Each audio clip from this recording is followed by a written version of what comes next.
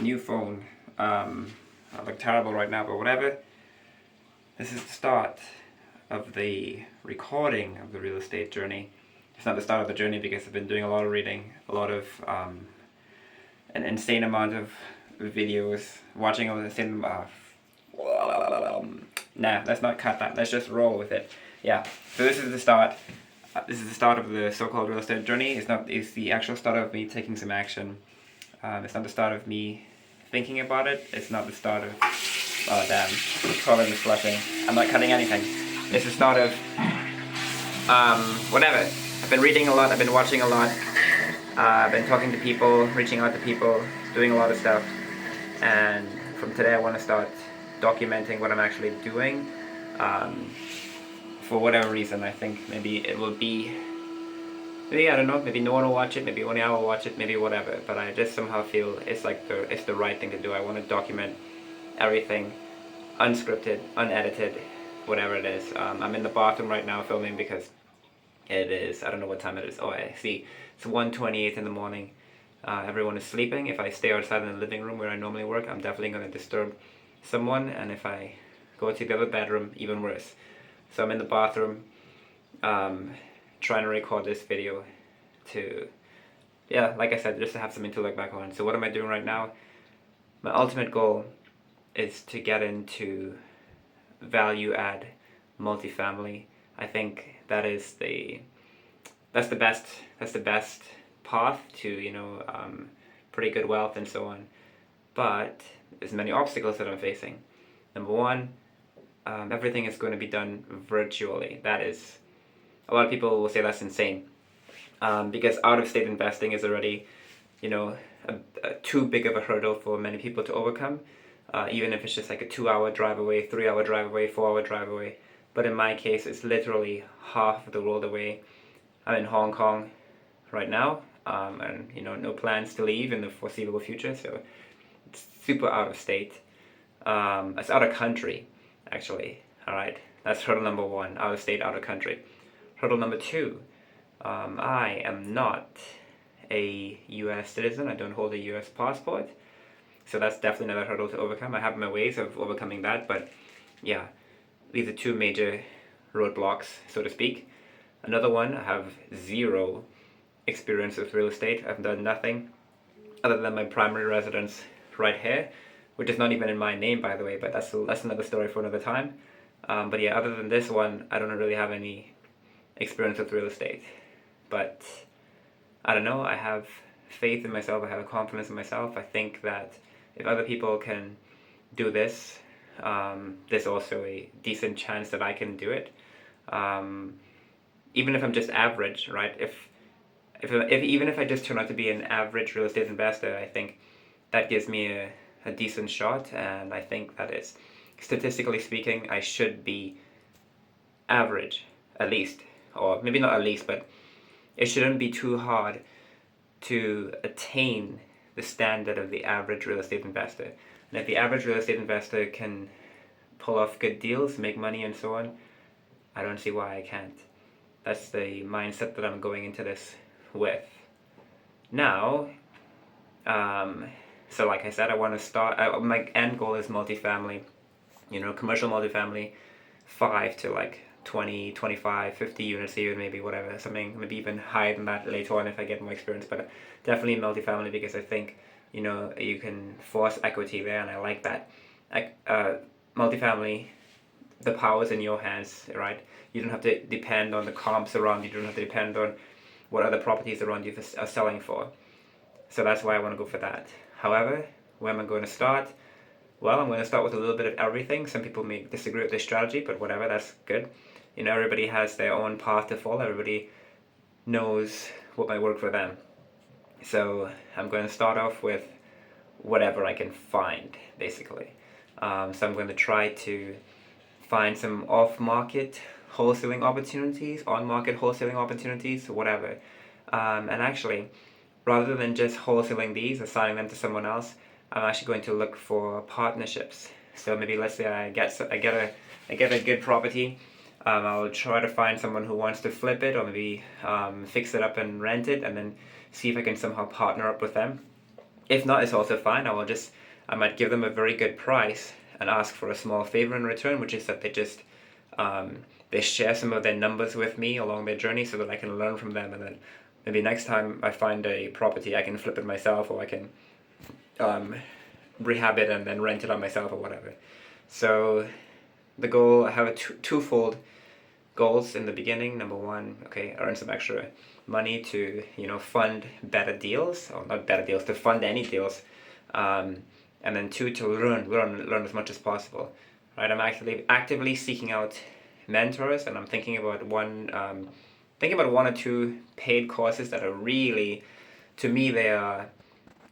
I don't want to say ridiculously expensive, because I can definitely see some value in them, but this, just based on my um, current cash or capital situation, they might be ridiculously expensive for me.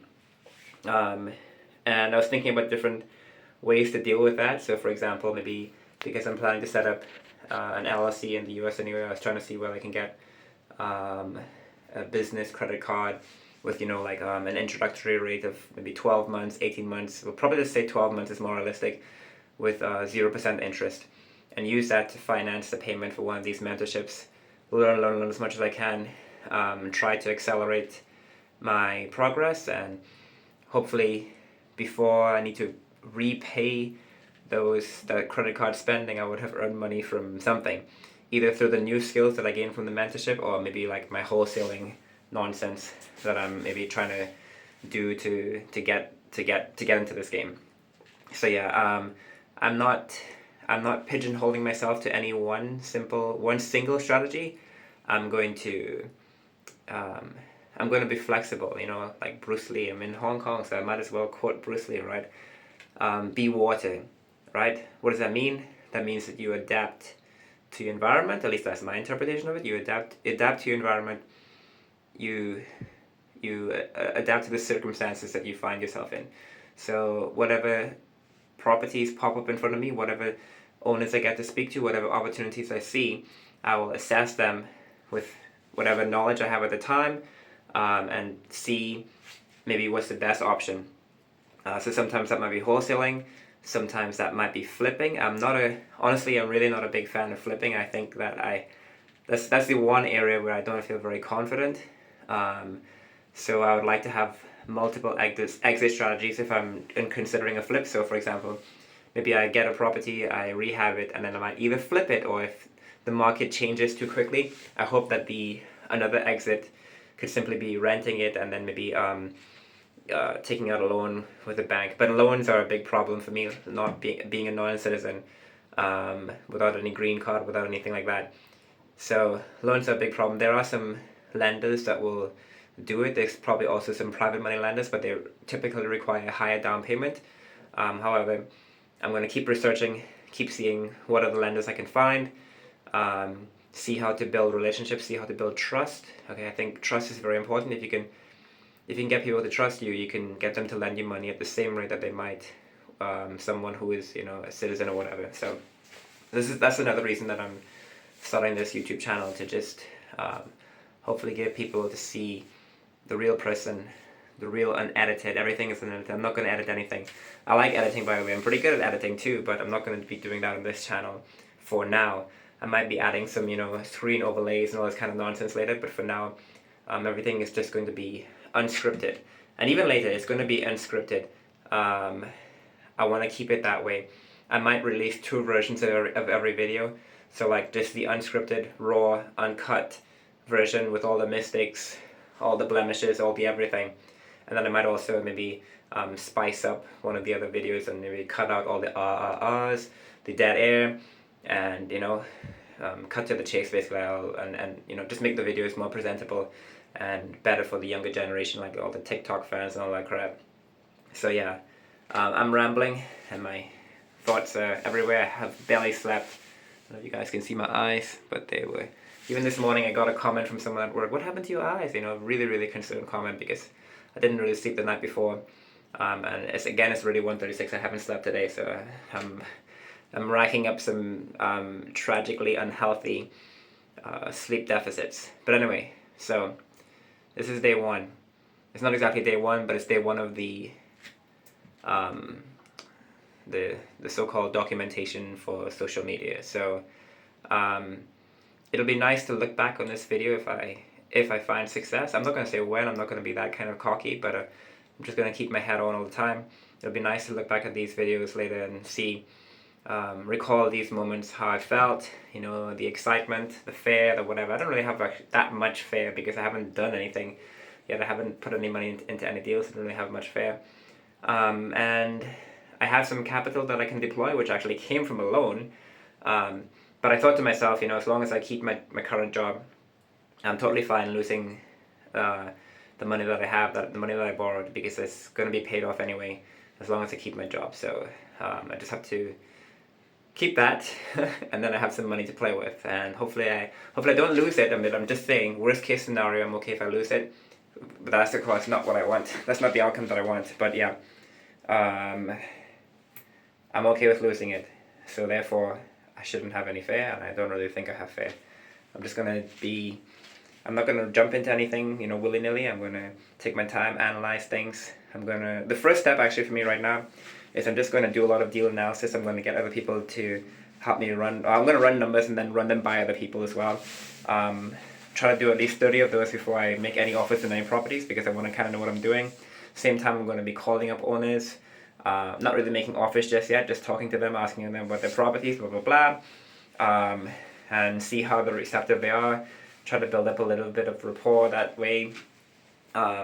See whether I can find any seller financeable opportunities or whatever, but still I'm not making any offers yet until I run at least 30 analyses. Is that the right word? Whatever.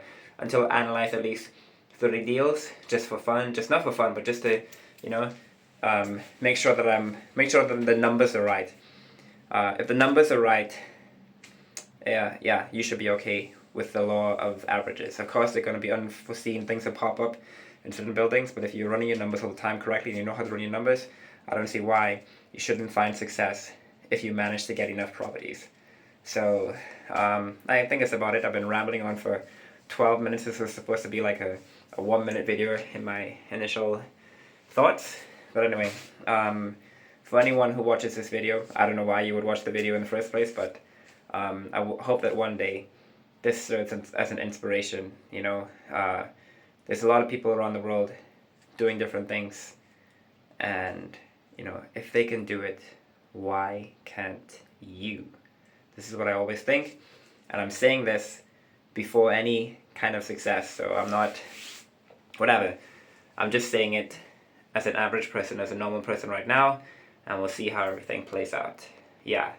So Zoom with Zach and Zoe. Zoe is sleeping, so it's just Zach, and Zach hasn't done any Zooming yet.